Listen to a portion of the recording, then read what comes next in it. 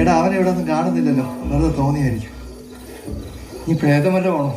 പിന്നെ ഈ നട്ടപ്പാതിരക്ക് റബ്ബർ തോട്ടത്തിൽ ടോർച്ചടിച്ച് നടക്കലല്ലേ പ്രേതത്തിന്റെ പണി. ഒന്ന് പോടാ. 5 കഥാകൃത്തുക്കൾ ചേർന്ന് കഥയൊരുക്കി അഭിലാഷ് സംവിധാനം ചെയ്ത കർത്താവ് ക്രിയാകർമ്മം എന്ന ചിത്രം പ്രദർശനത്തിനൊരുങ്ങുന്നു. 15 അന്തർദേശീയ ചലച്ചിത്ര മേളകളിലേക്ക് തെരഞ്ഞെടുക്കപ്പെട്ട സിനിമയ്ക്ക് നിലവിൽ 7ഓളം അവാർഡുകൾ ലഭിച്ചിട്ടുണ്ട്. കേന്ദ്ര സാഹിത്യ അക്കാദമി യുവ പുരസ്കാർ അവാർഡ് നേടിയ മോബിൻ മോഹൻ, ശ്യാം കോതേരി, സത്താർ സലീം, ക്രിസ്ത്യൻ കുര്യാക്കോസ്, അഭിലാഷ് എസ് എന്നിവരുടെ 5 കഥകളെ കോർത്തിണക്കിയാണ് തിരക്കഥയൊരുക്കിയിരിക്കുന്നത്. ചുമ്മാ ഓരോന്ന് പറഞ്ഞ് പേടിപ്പിക്കാം. ഈ നശിച്ച വഴി ഒന്ന് കഴിഞ്ഞു കിട്ടിയാൽ മതിയായിരുന്നു. ടോണിച്ചാ, ഞാൻ പൊക്കോളാം. എനിക്കിതാ എളുപ്പം. നിങ്ങൾ വിട്ടോ. നീ സൂക്ഷിച്ചു പോണേ, അവിടെ വല്ല പാമ്പും കാണും.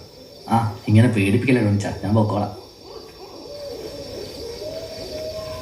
കർത്താവ് ക്രിയാകർമ്മം എന്നാണ് ഈ സിനിമയുടെ പേര്.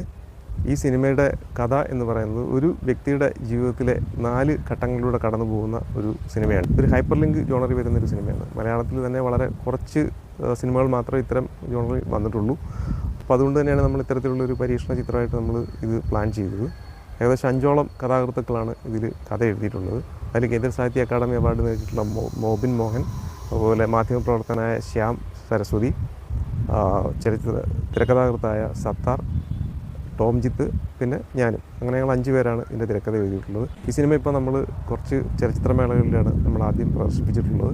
ഏകദേശം 15ഓളം ചലച്ചിത്രമേളകളിൽ നമുക്ക് സെലക്ഷൻ ലഭിച്ചു.